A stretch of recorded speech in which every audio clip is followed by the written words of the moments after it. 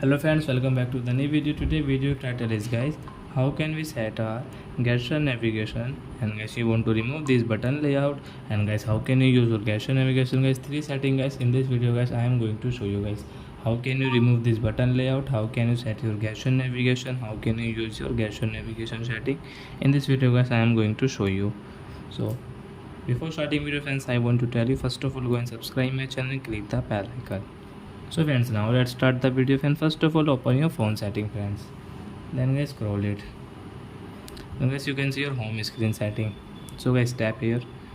Guys you can see your system navigation. So guys again click here. Then guys you can see your gestures. So guys tap here, and guys you can see learn about like what gesture you can use for system navigation. Don't show again, learn.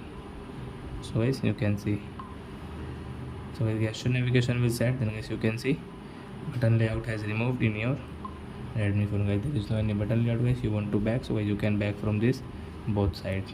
So as you can see, so as suppose guys you are in display setting and guys you want to back, so you can back from this right side and left side and right side. You want to close app, so guys you can close app like that.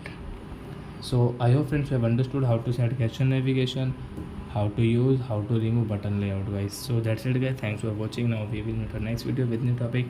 Before going guys, please go and like my video, subscribe my channel. Bye bye friends.